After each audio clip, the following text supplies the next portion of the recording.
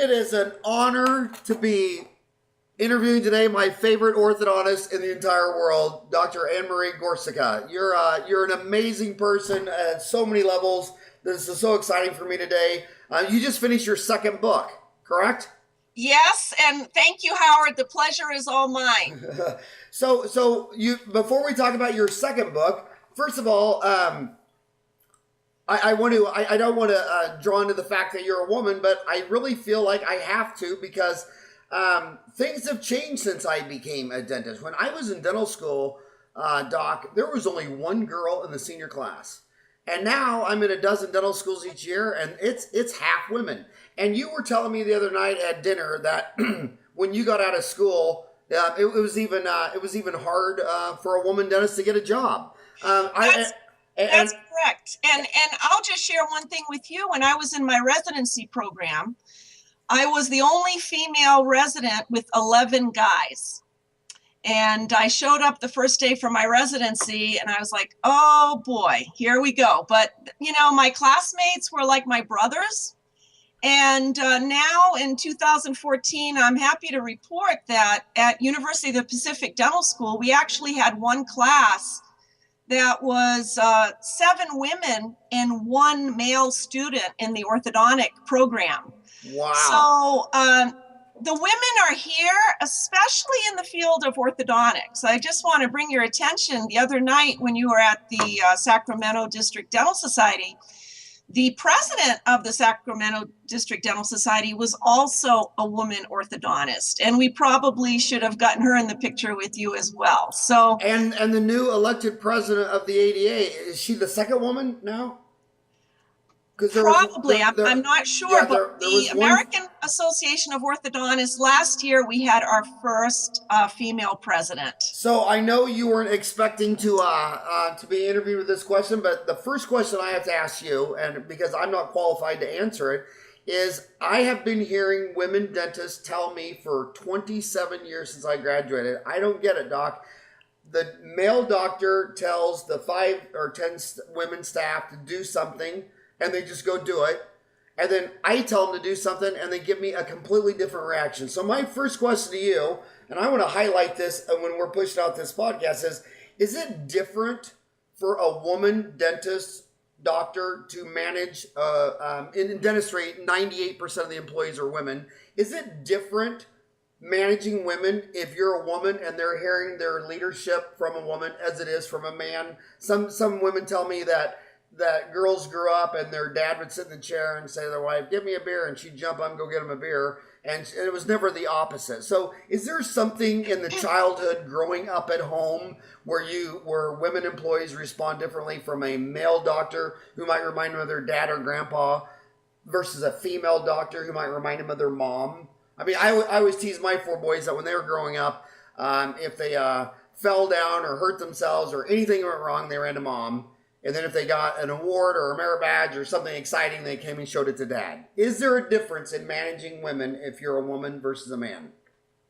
There are pros and there are cons. So let me first tell you the pros. Okay. So you're saying there is a difference? There is a difference. Well, obviously, there's a difference between men and women. And you spoke about this Tuesday night at your talk. Women communicate more. Women talk more, they communicate more. So let me give you an example. If I have an undesirable behavior in my office, I will immediately take that team member aside quietly and say, I noticed that you said this. Next time, I would really appreciate it if you didn't say it this way, if you said it this way. And the team member would say, oh, okay, thank you. I didn't realize it. And it would immediately be nipped in the bud. The communication is very good. The teamwork is very good. The team meetings are very good. That's one positive aspect to a woman manager. The communication is very, very good. On the opposite side, I think you hit the nail on the head when you said some women will probably jump a little higher, a little faster when given a request by a male dentist versus a female dentist. That in the short run, that is a positive, but in the long run, there's a negative that the communication is not as forthcoming. And I think a lot of male doctors, in my opinion, from my friends that I have in the dental world, they tend to keep things in a lot. If they have a gripe with a team member, they don't address it and they keep it in sometimes for months. And then maybe eventually it will blow up where they come forward and say, "You're driving me crazy." But I don't think they communicate so readily on a daily basis. So I would say I saw it raising boys. You're bothering me. You're bothering me. You're bothering me. And all of a sudden, I just clock you one. And it wasn't until I saw little boys clock each other before the other boy realized, am I doing something wrong? And that's what you're saying. That exploded. Yeah.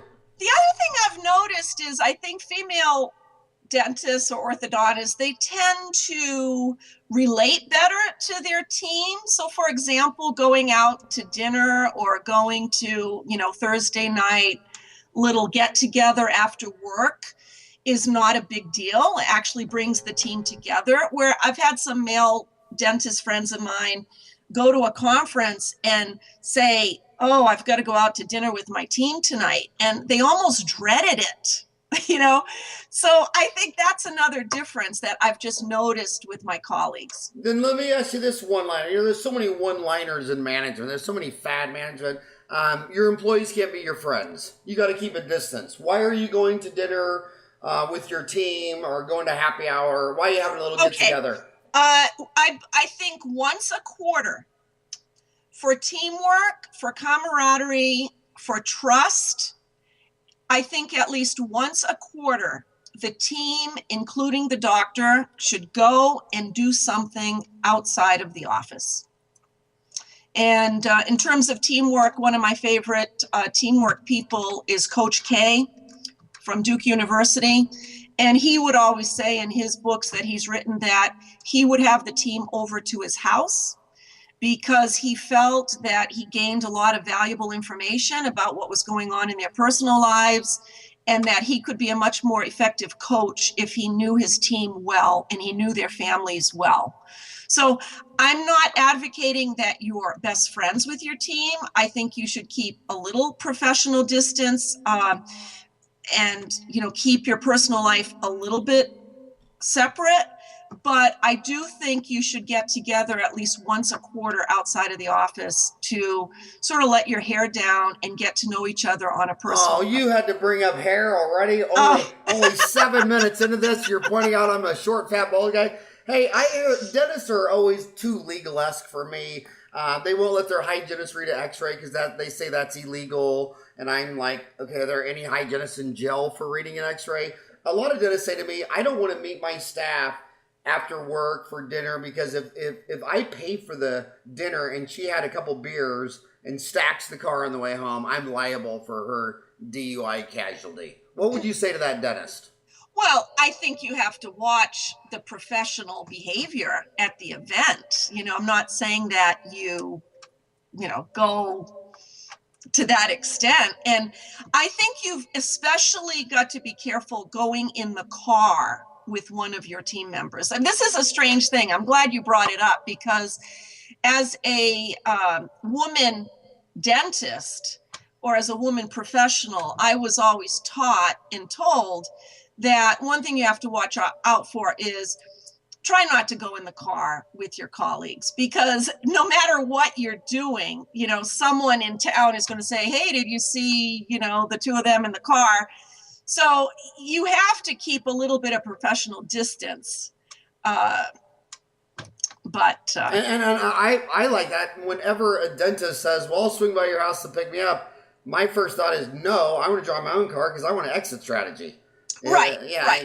I just and everyone is responsible for themselves. Yeah. But so you have to be, you have to have limits. However, you don't want to be in, how can I say this? Untouchable, distant, not approachable manager or coach of your team. You want to be in there with them. Okay. I want to ask you about leadership. When anybody meets you, they're probably wondering, were you just a natural born leader? Are you just naturally born good in music or singing or athletics or leadership? or is this something that's been a journey for you? I mean, were you hardwired, born a leader? Did you learn? Because a lot of dentists, I mean, face it, most dentists resemble more of an engineer, a scientist, a physician, a dentist. When anybody says describe a dentist, quiet, shy, introvert. You're gregarious, you're warm, everybody loves you. Were you born that way, or can a dentist become a better leader? Well, thank you, Howard. I mean, that's a compliment. I don't really see myself that way, but if you see me that way, thank you very much. You are. Well, Trust me. thank you so much. You are.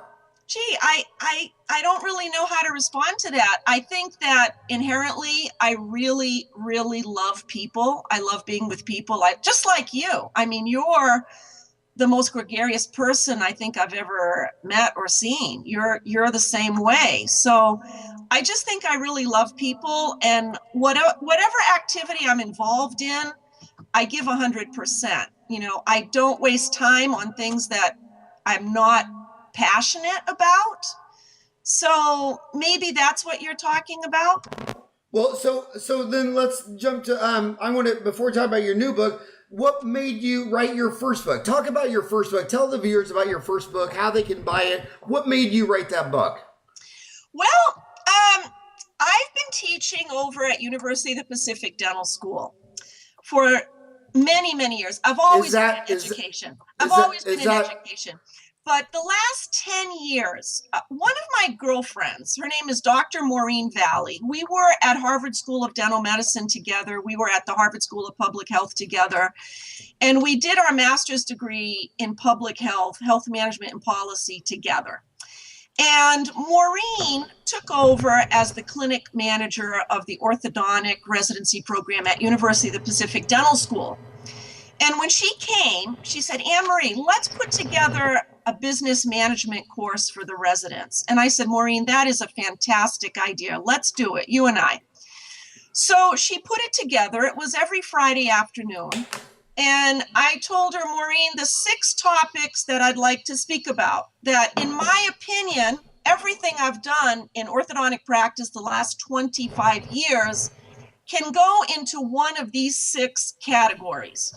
And those 6 categories are marketing, teamwork, treatment coordination, customer service, management systems, or human resource management. That basically there's not a single thing that I do in practice that doesn't fall into one of those 6 categories. And I decided to start with marketing because I truly do think that when you start a practice, the most important thing is the marketing. The very first year when you open your doors, you've got to know how to get known in the community. And if you open a practice from scratch, the way I did, you want to do that relatively quickly. So I thought the thing that would help the residents the most would be if we started with that lecture. And I was fortunate to be asked to give that lecture at the American Association of Orthodontists national meeting. I gave it 3 times. I gave it in Chicago, I gave it in Honolulu, Hawaii, and I gave it this year in New Orleans. And people came up to me afterwards and said, could they hire me? Or, you know, could they buy my book? And I thought, well, gee, I better write this book because people want this information. So that's why I wrote the book. I really wrote it for the residents, but, you know, I wrote it so it could be a resource for everyone in dentistry. What I want to ask, and I'm going to ask you online, so I can throw you under a bus to get this answered.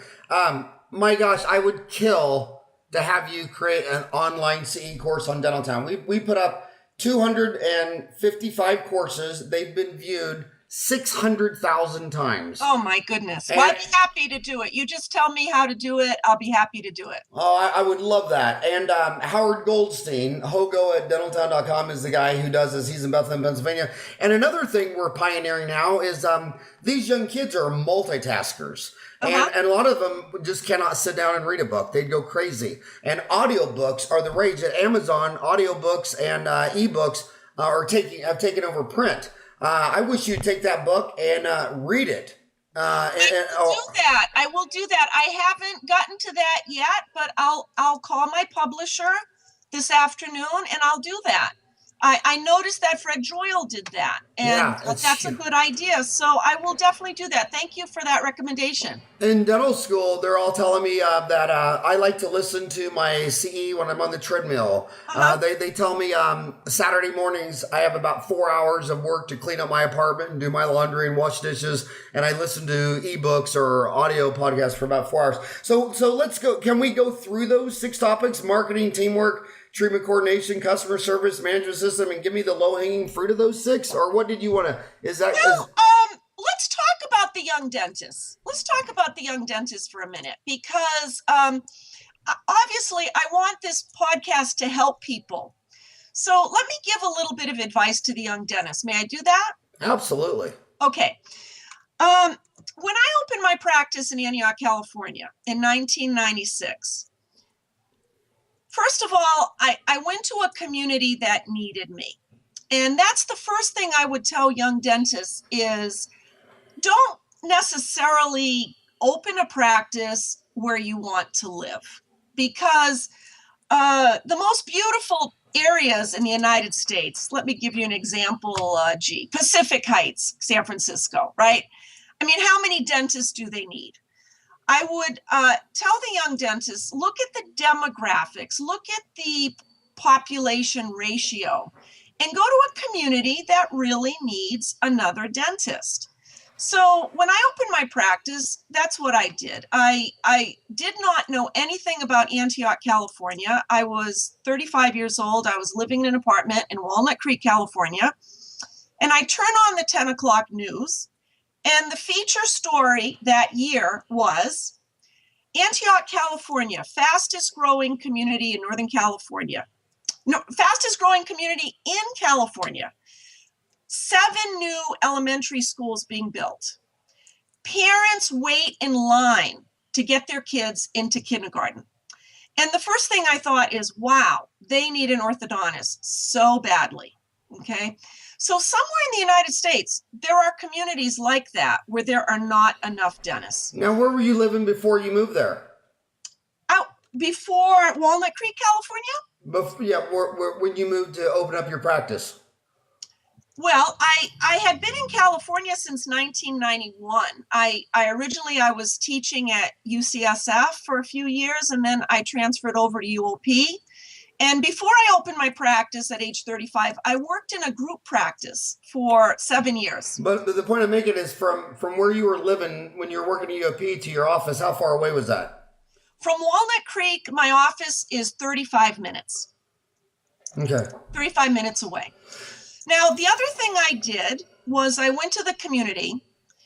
I found an office which had been deserted. I found a dental office which had been deserted. And it already had the chairs, it already had the plumbing, and it literally cost me $30,000 to start my practice. And I had that paid off in 1 year. There isn't any reason why young dentists can't do that. Find an office that's been deserted. It doesn't even necessarily have to be a dental office. It could be some other medical office. But, don't get in huge debt. Just get started. And I didn't put in 7 computer terminals. I put in 1. And when I needed more than 1, I put in 2. And just gradually, I built up my practice. Then I went to a new building. And that's where I am now. I'm in a professional building that's 3 stories high with 13 dentists. And I'm right on the first floor. Okay, so in marketing, you talk about first go to demographics. Don't just go where you want to live. I mean, I see in California within a mile of the ocean, there's a gazillion dentists. Then you drive an hour inland, and there's not. So in marketing, you're saying first, let's find a place that actually needs you. Great advice. That's correct. You've got to drill for oil where the oil is. Great axiom. I love that. What other thoughts on marketing? Well, marketing is divided into 3 segments, right? You've got internal marketing, which is the marketing to your patients. You've got public relations marketing, which is marketing to the community. And then you've got relationship marketing, which is marketing to the other dentists and other dental professionals in town. So if you want to talk about internal marketing, one of my favorite things to do for internal marketing is to have a patient appreciation party. Every year I have a water park party. I invite every single patient I've ever had contact with in my database. And if nothing more, it tells your patients that you appreciate them. They get a phone call from me. I use Televox. I think Televox is one of the most powerful tools you have in your office. You have the capability to call every single patient in your database.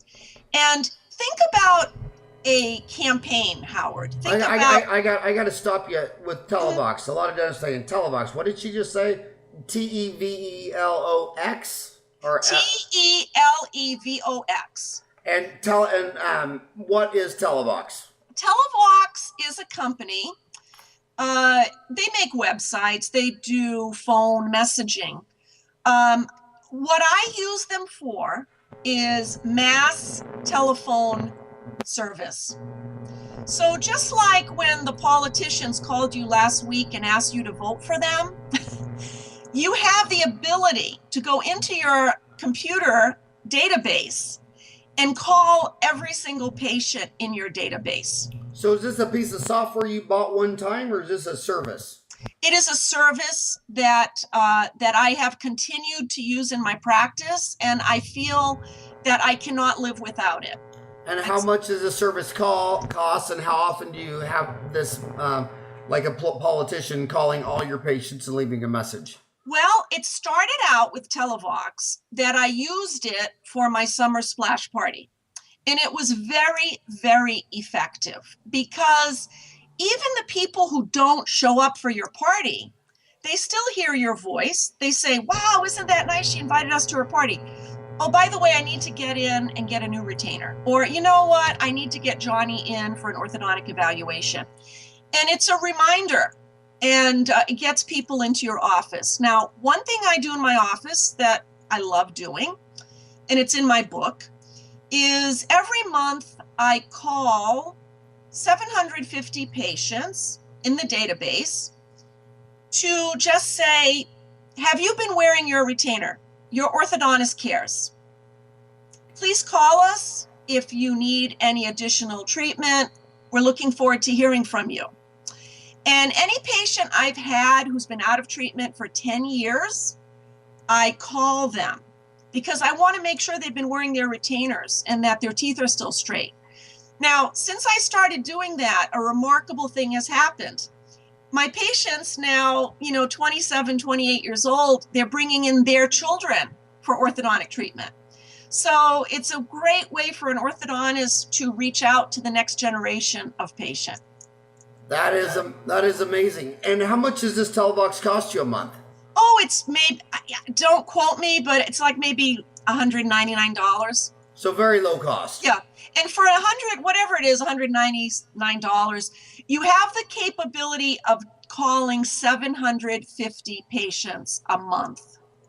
So I use that service to call 750 patients a month.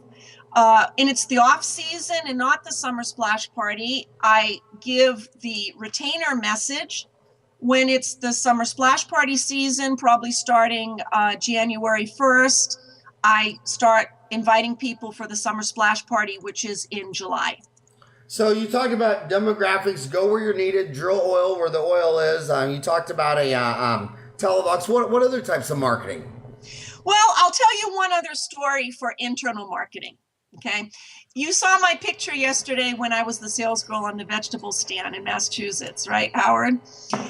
My grandmother from Poland taught me when I'm there as the sales girl, be nice, smile, give everyone something and tell them they're special. Okay. So I was sort of brought up, give your patients something. I don't care what it is. I don't care if it's a poem. I don't care if it's a sticker, a bracelet.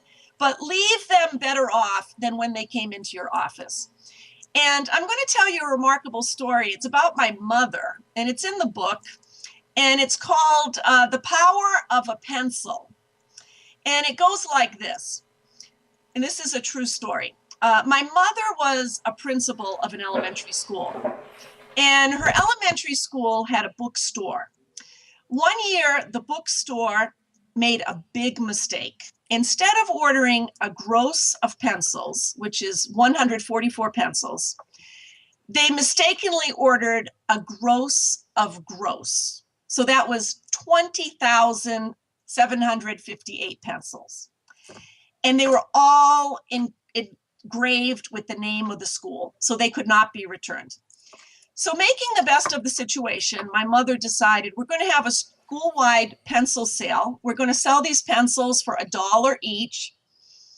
They earned a lot of money, and they took the money and they decided they were going to have an international year at the school of art, poetry, and culture of every student in the school. So she sent around a questionnaire to get the nationality of every student in the whole school. And even if she had one child from Ethiopia, they were going to have Ethiopia Day.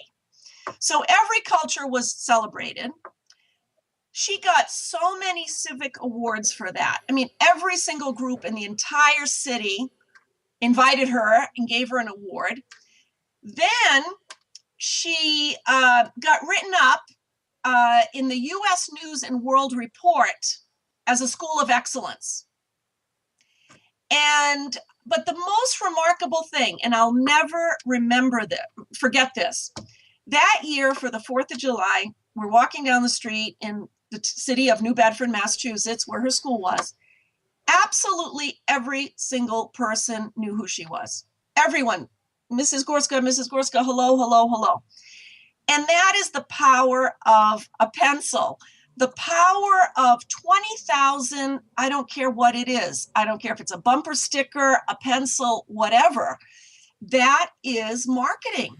And sometimes we lose out on the smallest things that can make such a huge impact in getting your name out there in the community.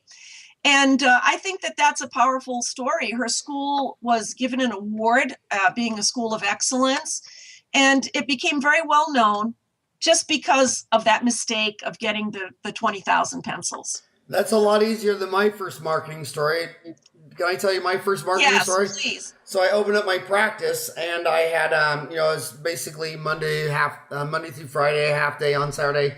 And so Sundays, I had nothing to do. So I got up, I got a map of my 5-mile radius, and I got a colored pencil highlighter, and I went down every single street, knocking on every single door, just saying, hey, my name's Howard Friend. I just graduated from dental school. I'm on the corner of 48th and Elliott. I'll be practicing here for 40 years. I just wanted to go out and shake everyone's hand and meet the neighborhood. It took me 6 months to knock on every single door, and it was the single best marketing I ever did. I mean, well, good for you. And that's the way it's done. That's the way it's done, right? That's public relations. You know, how many hands can you shake? How many babies can you kiss? Yeah. That was an amazing story. So then, so on your, well, first of all, you made reference to your book. How could my listeners find your book? What website? Where would they go? My book is on Amazon. So if you go to Amazon and just put in dental marketing, it will come up. If you put my name, which is a little difficult to spell, but Anne Marie, the last name is Gorczyca, Gorczyca. And is that find my name. And everybody's wondering, is that Russian, Ukrainian, or Polish? It is Polish, and it means mustard seed. In Polish. You know, I've lectured in Poland every 3 or 4 years for 20 years. Oh, you're so lucky. Oh my God, I love that place. Take me with you, please. And I love classical piano, and I love Chopin, and I love the stories about Chopin. Most people don't realize what Chopin is. People who play a lot of classical music can't play Chopin because he had a freakishly long reach between his thumb and his fingers. And if you're a little person and you're a great pianist, you just mechanically, physically can't play Chopin. Very, very wide reach. So that's how they find the book.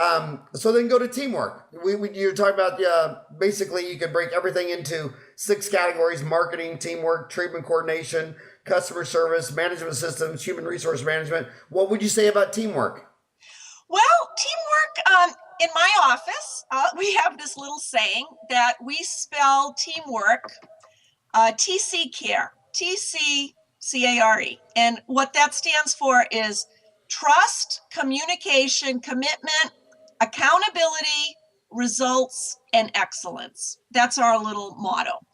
And Nice. the thing I emphasize is the trust. Okay, we do a lot of work on team building, but that trust is a fundamental principle of teamwork.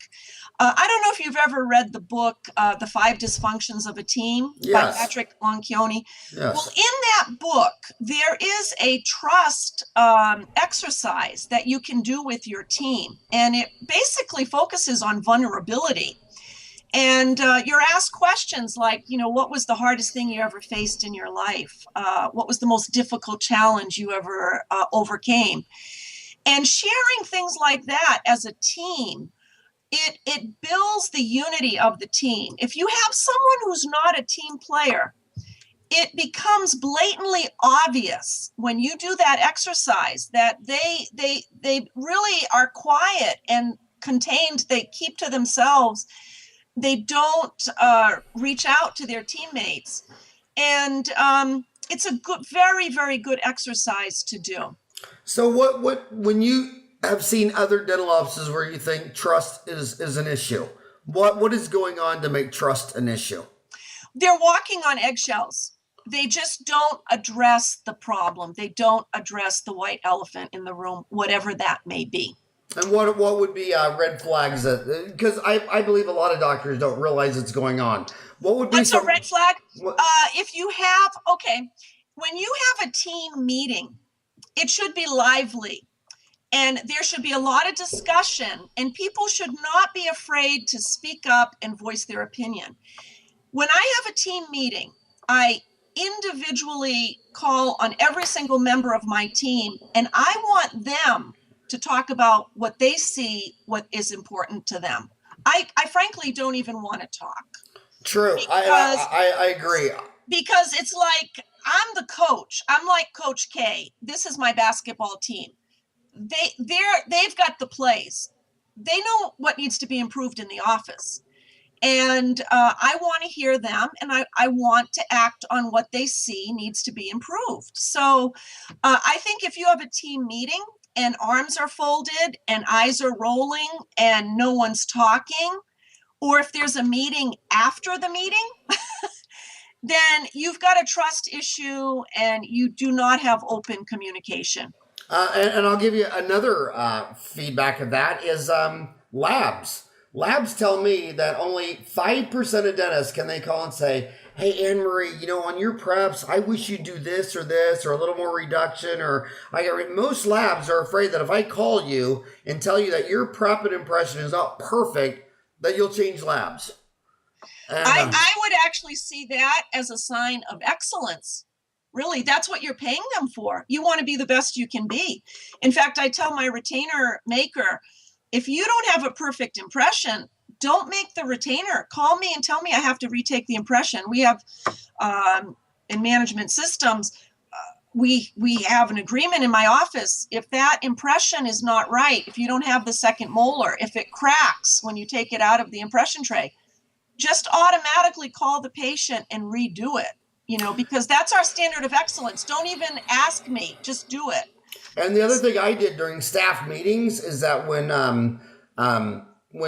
I was talking too much or too many people were asking me, I quit going to them for a long time. And because when I was gone, the office manager and the whole staff would talk, and I see dentist staff meetings as like a lecture. The dentist just goes out there and talks for an hour, and that's just not a meeting. I mean, it just needs to be all about staff. So TC Care. Trust was number one. What was C? The next C? Communication. Okay. Commitment. Accountability. Results and excellence. Okay, that is awesome.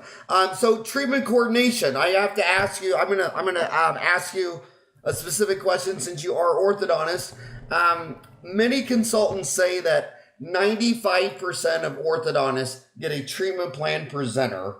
But in dentistry, it's not even 5%. Do you agree with those numbers? Is that true? What is your thoughts on that? Well, I can't comment on general dentistry because I'm not a consultant. I don't go into general dental offices. But in the orthodontic world, because we're seeing multiple patients at a time, and our offices, I have 6 chairs and 6 patients at a time. We need a treatment coordinator. And our treatment coordinator is our right hand. It's perhaps the most important team member in the office.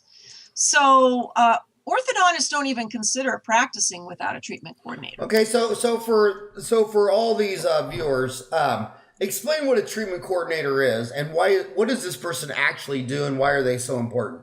Okay, well, someday when I write my book on treatment coordination, okay, I don't know what I'm going to title it, but the word sales is going to be in that title. And in dentistry and orthodontics, let's just get over it. Treatment coordination is sales. So my treatment coordinators, they're reading sales books. They're reading sales manuals. And if you want a reference, I think the most powerful sales book I've ever read is Jeffrey Gitomer, The Sales Bible. My team and I, we read that book maybe once a year. It's really, really excellent. And yeah, it's just very important. You mentioned in your lecture about your conversion rate. Orthodontists, every month, we look at our conversion rate. We're trained that every month, we have our team meeting, what's the conversion rate? And like you were saying Tuesday night, if you have a treatment coordinator and your success rate is 80, 90%, you've got a good one. If your success rate is 69%, that's the national average, that's an average one. And if your conversion rate is 45%, 50%, your treatment coordinator isn't very good. And that Gitomer, is that Gidem? Gittomer. Gitt. Omer. Omer. Yep. Yes. Outstanding. And what is the any low-hanging fruit from that book? I mean, if you had to summarize that book to another dentist, what is the takeaway from that book? Or do you just recommend they just read it, just bite it and read it? The one takeaway thing from that book is that when the treatment coordinator presents the information, and basically next thing they do is say, okay, so let's get you scheduled for Thursday at 2 o'clock. So this book is written just for dentistry? No, it's for all of business. Oh, okay. For all of business. Okay. Yeah, Okay. no, this is a very well-known author. But the thing that he points out is at the end of your sale, I have to take a drink, excuse me. Now you're Polish, so is that pure vodka you just slammed? Yes. Chopin vodka filtered 4 times? Got a little tickle in my throat. But anyway, he emphasizes you're going to cut to the chase and say, okay, let's get you scheduled for Thursday at 2 o'clock. And then be quiet. Don't say anything. Whoever speaks next loses. And actually in dentistry, we probably unsell a lot of what we're trying to accomplish by talking too much. We scare the patients away. And you talked about this Tuesday night a little bit.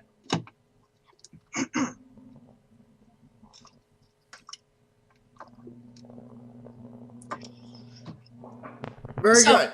Yeah. So that the other thing he talks about is when you get 1 of 5 hesitations. There are only 5 hesitations. I don't have them memorized at this second. I can try to come up with them, but it's usually like, I have to talk to my spouse. I have to think about it. It's too expensive. Excuse me. I have to go for a second opinion. When you get that response, continue the conversation. So when they say, I have to talk to my spouse, say, would you like to call them right now? Yes, call them right now. One time I had a patient, I'd like to talk to my spouse. Would you like to call him right now? Well, he's in the car. We'll go get him and bring him in. Let's get this taken care of. I think a lot of times we don't follow through. And we could close the deal right then and there, but we don't follow through with the next question. I have to think about it. Well, what will you be thinking about? Is it the price? Is it the location? Is it the service? What will you be thinking about? Well, maybe they're thinking about the price. Well, let's talk about the price. What's the problem with the price? Is it the down payment? Is it the payment plan? What is it? You need to go to the next step. And Marie, do you think it makes me think of this might seem off topic, but it is in management. Some of the CEOs of these corporate chains, like Heartland Dental, are saying that half the dental students in school today will never own their own practice. You and I have seen this industry for many, many years and decades. Do you believe that's true? No, I don't believe that's true. And why is that? I'll tell you why. Two things: freedom and equity. You mentioned it Tuesday night. Why did you become a dentist? You became a dentist for the freedom of your lifestyle, the freedom to work the days you want to work. Also equity, in terms of retirement, in terms of stability. You want to own your own practice because you own something. And I worked in a group practice. It was a great opportunity for me as a young orthodontist. It was a great opportunity for 7 years. I got to set up a practice in a group practice where I didn't own it. So it was a great exercise. And I got to spend someone else's money. So it was even better. But if it were a great thing, I would have stayed there for the rest of my life. But you get to a point where you're at a ceiling. You have no equity, you have no freedom, and it's time to move on. So I think that it's an excellent stepping stone, and I think that it's good that there are opportunities for young dentists to work in group practices. But I've never heard a dentist say that that's their ultimate goal, to stay there for the rest of their life and work there for the rest of their life. I agree. Back when I got out of school in '87, so many of my classmates felt so lucky that they got hired by the Army or the Navy or the Air Force, but it was a stepping stone. They hardly any of them said, "Oh yeah, I went to school because I want to do Army dentistry till I'm 65." That was like hardly anybody. It was both a stepping stone. Yeah, and I think that's what it is now. Also. And Marie, I don't want to. I don't know if I'm getting old fashioned or whatever, but is it just me or do you see it too? Do you think some of the average kid coming out of dental school might have less of a work ethic than we did in '87, or am I just old school? I mean, we're a different generation, Howard. When I heard you speak the other night, and from what I know about you, you and I are a different generation. We have a very strong work ethic. And when I graduated, moved to California, I literally had $300 in my checkbook when I moved to California. I owned no car, and I had my first job at UCSF. I had a grant, and then I got another job teaching, and then I got another job in the group practice. I had 3 jobs. I worked 6 days a week. I worked till 8 p.m. at night. And that's the way it was. And the first car I bought was a used car from a woman whose husband died. It was a 75,000 mile Volkswagen Rabbit, and it was for $4,000, and I offered her $2,000, and I got the car, and I drove that for a while, and I got another car. I didn't buy my first house till I was 35. And I paid for everything as I went along. So, the students I have now at UOP, they graduate, and the day they graduate, they buy a new motorcycle and they put it on their credit card. Or they live in a rent-controlled apartment where they could live there for the next 10 years till they buy a house for $500 a month, but they move to a luxury $1,500 a month apartment. And the lifestyle expectations are different. And I also was taught that you don't buy a house till your business is set. So I didn't buy a house till my practice was built and I was financially set with my practice. Then I bought a house. I think some of the graduates think they're going to buy a house right away. So the other thing I see that's a little bit different is the orthodontic residents, who I love, and they're fantastic. But I always have this talk with them that when they graduate and they're looking at getting their first job, their goal is to get their foot in the door. Okay. When I graduated Northwestern, I have to tell you a funny story. I picked up the phone and I called T.M. Graber. He was about the most famous orthodontist at that time. And I called him because he was number one on my list and I wanted to work with him. So I pick up the phone and I say, hello, is this T.M. Graber? He said, yes. I said, is this really T.M. Graber? He goes, no, it's the President of the United States. What do you want? And I said, I want a job. He said, really? You do? Why don't you come on down here? Okay, I go down to his office. The salary was never discussed. And this is something that Warren Buffett, when he goes to speak to the MBA students at University of North Carolina, these school programs, he says, when you go for your job, say you're going to be considered for a CEO, the salary is not discussed. They're going to pay you what they think you are worth. And it is your goal to get that job and get your foot in the door. Once you're there, you can show them how great you are. Okay. And I tell the residents this, and they go, well, what if I'm taken advantage of? And I'm like, what? You're going to be taken advantage of? Are you kidding me? I mean, this person is giving up part of their salary to educate you, train you, hire you.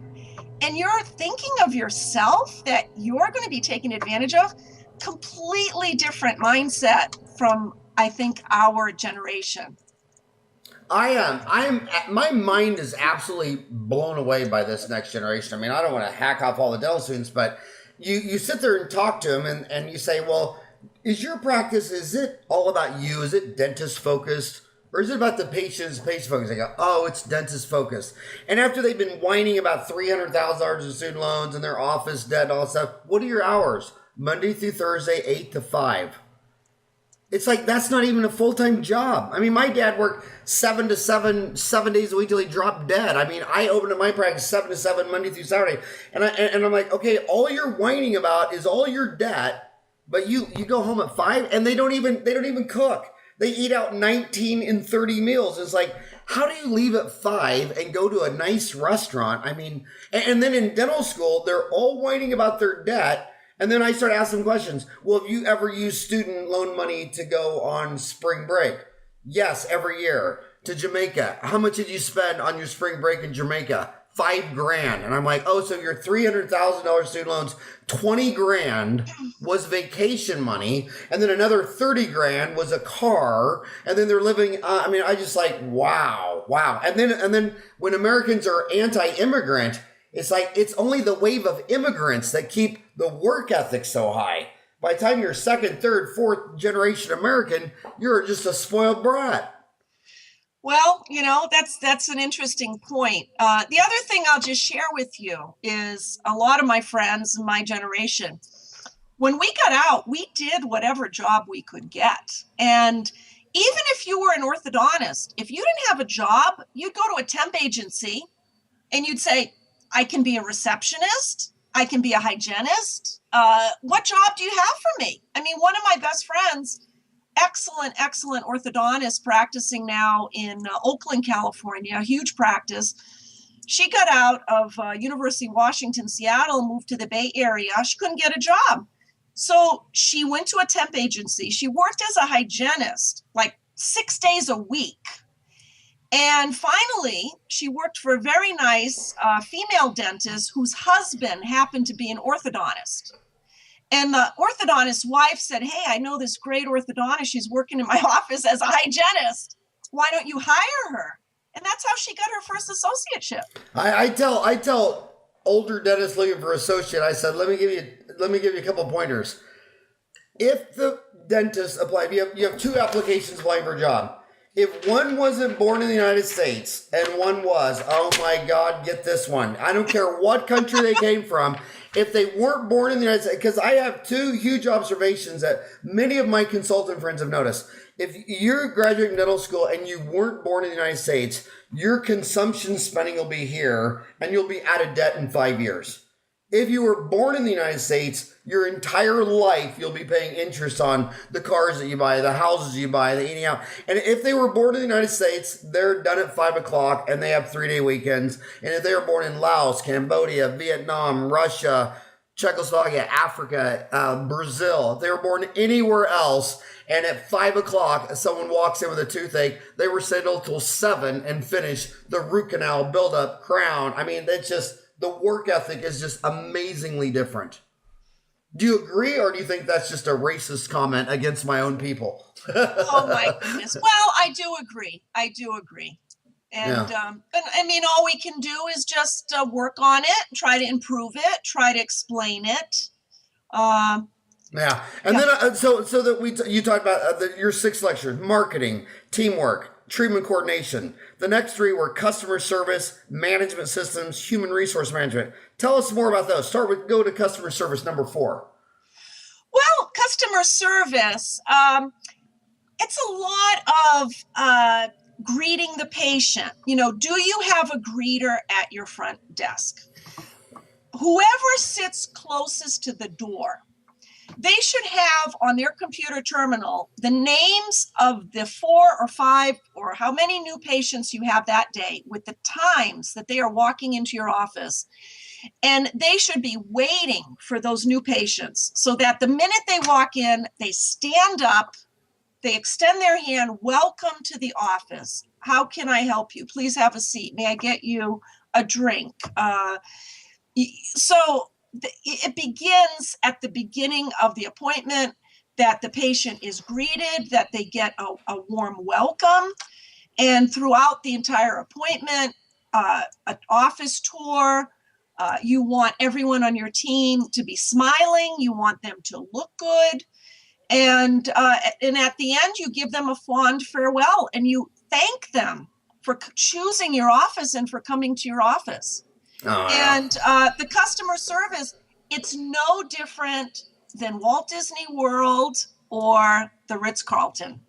You know, you're aiming for quality customer service. And the highest level of customer service is knowing your patient individually. What are their likes? What are their dislikes? Knowing them as an individual so that you can make them happy and you can talk about what they want to talk about. The talk in the office should be all focused on the patient.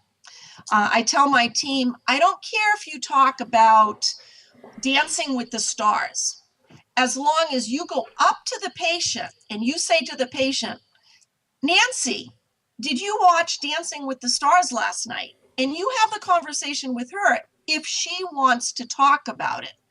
But what I never want to have is my team having a conversation between themselves and they're not interacting with the patient. And that's something we have to be careful of, that we're always focused on the patient.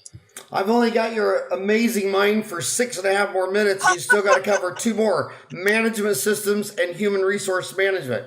So what would you say about those 2 things in 6.5 minutes, starting with management systems? Management systems, have some management systems, okay?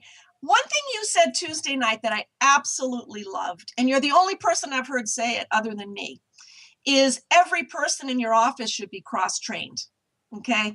That is so important. Every person in my office is cross-trained. And actually, we have a grid that every person in the office is a champion of something, okay? So we have an insurance champion. But who is her number 1 replacement? Who's the number 2? Who's the number 3? Who's the number 4? Who's the number 5? Every person in the office should be trained how to do insurance. Every person in the office should know the management system. So many dentists are held hostage because only one person in the office knows how to do the deposit or one person knows how to write the contract. And you've got to put the time in to cross-train everybody. Not only is it excellent for backup, but it teaches respect among the team members for the difficulty of each other's jobs. So, for example, if the front office understands the back office, how difficult it is to seat the patient on time, finish up on time, clean up on time, restock the unit. And if the back office realizes how hard it is to schedule an appointment when the phone's ringing and you've got 3 people deep standing at the front desk, they're going to get along a lot better as a team, and they're going to respect each other more as a team. So cross-training is just an A+ thing that you can do in your office. It's worth the time and attention that you put to it. And it is a military thing. Like you said, you can look for the military, or you could look to a baseball team or a basketball team that, you're always thinking, okay, what if this person's out sick? What if this person's injured? Who's going to step in and keep the flow going? I like that concept. And you're the only person I've heard talk about that, other than, I've thought about that for a lot of years, and I've done that. And I think it's one of the reasons my HR costs are very low. They've always been very low because everyone can do every job. It also prevents embezzlement. I mean, when I look at many of the consultants say if they go into any office and do a check for embezzlement, they find embezzlement half the time. It's usually by someone who is the only one who does, the deposits, write check. They have all the functions in one person. No one else is cross-trained to know what they're doing. And then the last thing I should say, I hope you don't find it inappropriate, is that person is having relations with the dentist, and it can be, and they're braver to do this because they ever got caught. They have blackmail on the dentist. Well, that's very sad. It's very sad. But you're absolutely right. I think in terms of cash, first of all, in my office, I have a sign at the front desk. We do not accept cash. I don't really want cash. If someone pays cash, great, I'll take it. But we're not encouraging cash. And we put the sign at the front desk. We do not accept cash because I don't want to be robbed. So I want anyone who would come into my office to think I have absolutely no cash in my office. Then one person at noon deposits the checks, collects the cash or whatever. A different person at the end of the day does the deposit. The cash is given every night to me, the doctor. I deposit it in the window myself. So they know that every night I am checking the cash. I am taking it myself to the bank. So then last but not least, in 2 minutes, explain human resource management. Okay, well, human resource management basically is divided into 6 sections. It starts with the recruitment of team members. It moves on to the integration, the first 90 days of team members. Then it goes to the daily schedule of team members, the evaluation of team members, the cost of team members, and then finally the termination of undesirable team members. That's all of human resource management. The thing that my new book will point out that I think is very, very important is that there are desirable work behaviors and there are undesirable work behaviors. And these are well known in the HR world. They've been studied by psychologists. They're known by HR experts. And every dentist should know what are those behaviors. And I have them here, so I'll read them to you, okay? So you get a team member. These are the desirable behaviors. There are 8.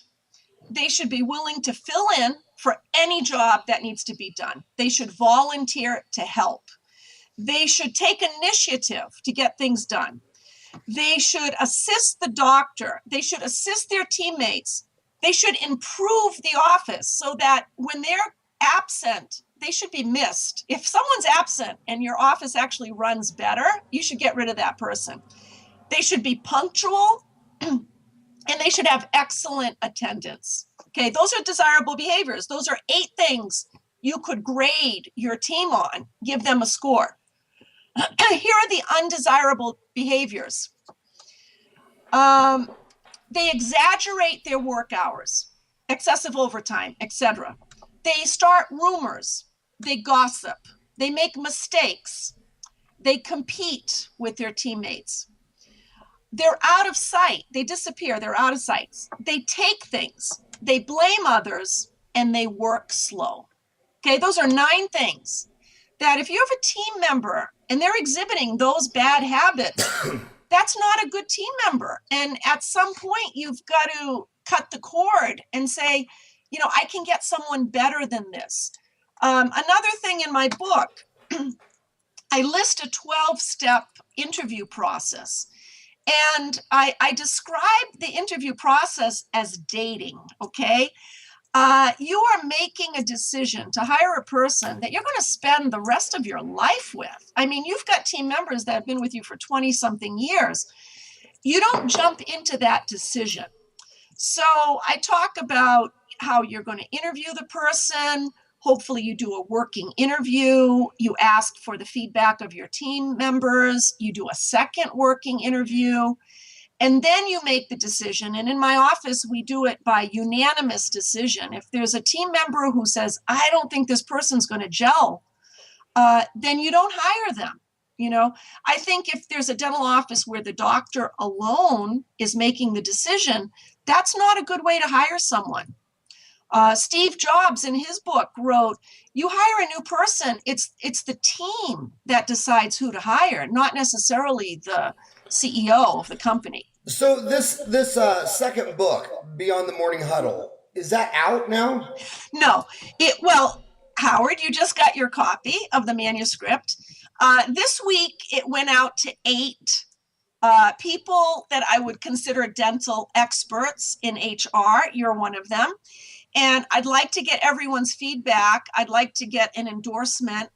And the editor also received the manuscript this week. It's probably going to take 2 or 3 months for me to, get it a little bit more fine-tuned. And then when that's done, I'm going to send it to Bruce Tolgan, who's going to write the foreword for the book. My goal is I want to get it out by April. And in May 2015, I'll be giving this talk at the AAO in San Francisco. So will you send me an email with a JPEG of your first book and then how to order that and all that? Tell them about your first book again. Sure. Okay, so thanks so much, Howard. I really appreciate this. The first book is called It All Starts with Marketing, 201 Marketing Tips for Growing Your Dental Practice. And these 201 tips are things that I've done in my practice over the last 25 years. I guarantee you that every one of those tips will lead to a new patient, okay, that has worked in my practice. It's on Amazon. You can just go under dentistry, put in marketing, and you will see it, or you can put my name. And then the second book will be out in April 2015. Well, that was the fastest hour. I even went into overtime, hour and 3 minutes. Seriously, I just think you're an amazing person. You're my favorite orthodontist. I love your energy, your karma, your passion. Thank you so much for spending an hour with me on a Friday afternoon out of your busy schedule. Well, same to you, Howard. I feel the same way about you. All right. Well, have a great... Let's do it again. Let's do it again. Okay. Thanks a lot, Howard. Bye.